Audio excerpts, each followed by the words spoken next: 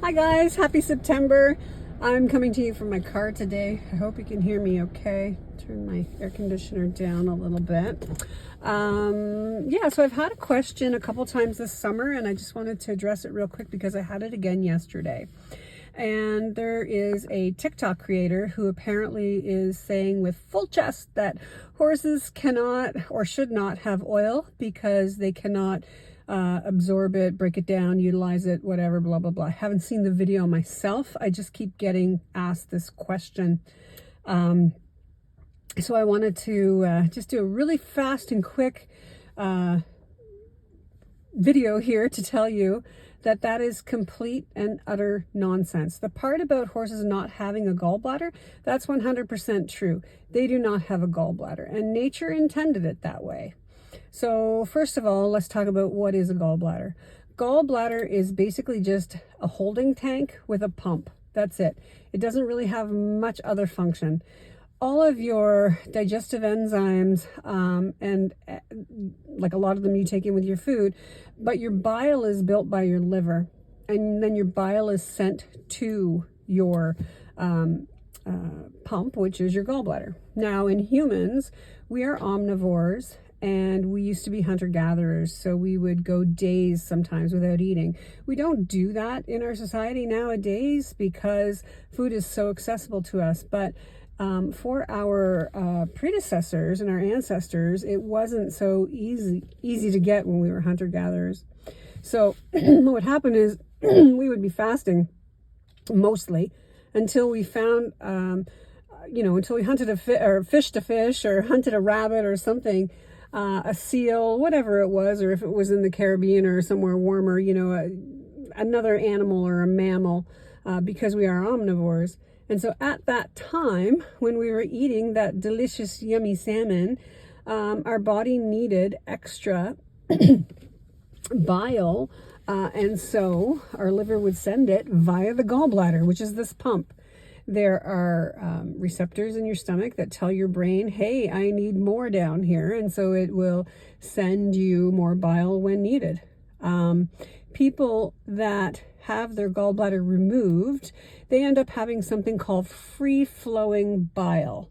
And this bile, it's pumping into their stomach all the time.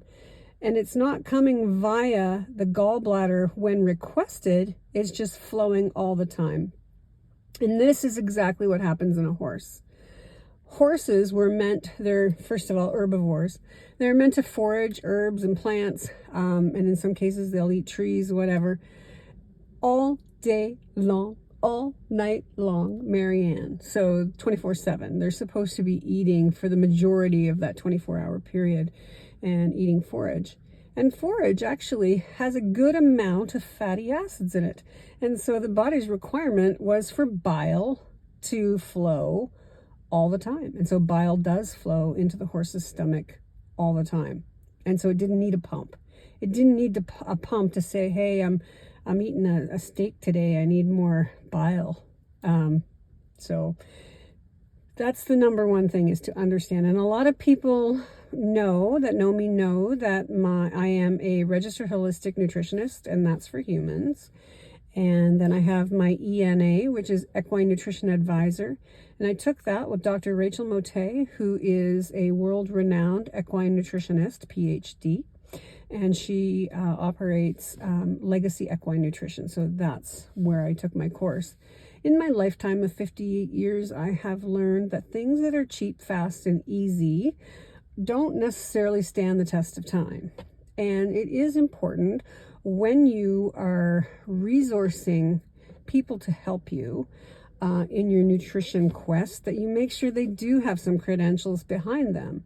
And although I am not a PhD nutritionist, I have taken Dr. Motet's course, which allows me to be able to share this information with you. So please, when you're going forward, try not to listen to TikTok too much. And if you do have questions, reach out to an equine professional who can answer them for you, who has some credentials. Now, the other thing I want to talk about is, okay, so then why does a horse need fat?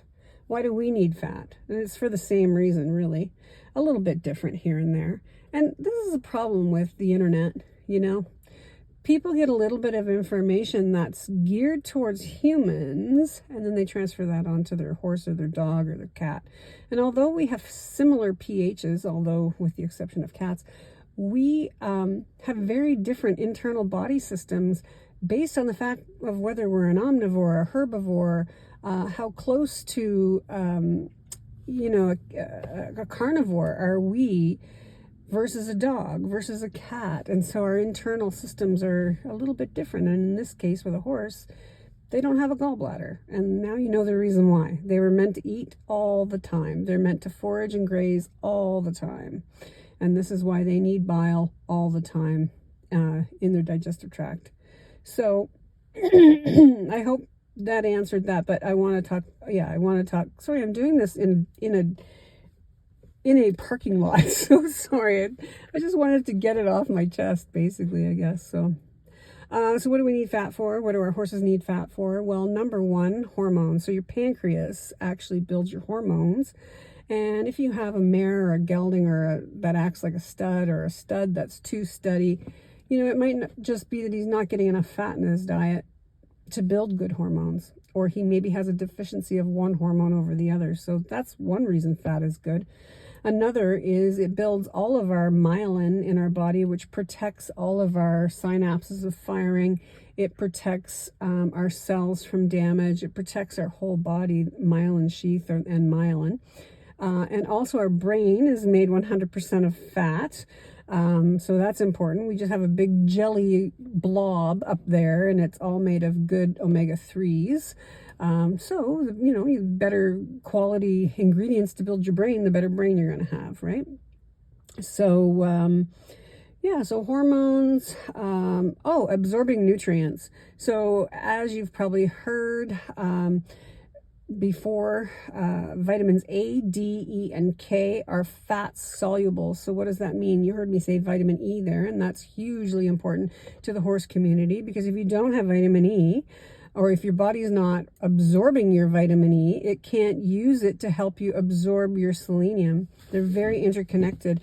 Every vitamin has a helper mineral, and every mineral has a helper vitamin.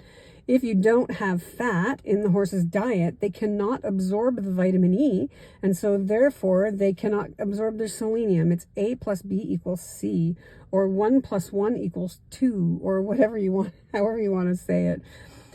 So it's very important for those fat-soluble vitamins. And for horses who are maybe hard keepers, it's really, really important to leverage good quality fats. Oh, sorry, I'm wiggling all over. Good quality fats off of your ration or your grain, or even if they're easy keepers and you're feeding them a ration balancer that maybe doesn't have enough fat in it, you might want to add some fat. For horses with joint problems and chronic inflammation, good omega-3 sources and good fat helps to reduce inflammation. There are a myriad of reasons to feed your horse fat. So once again, try not to listen to TikTokers who have no credentials, sorry. Try to suss out and speak to equine nutrition advisor, an equine nutritionist, or your vet. Your vet is a great source of knowledge when it comes to this sort of thing, and especially how the internal organs work. So I hope that answers all the questions. I want to keep this under 10 minutes.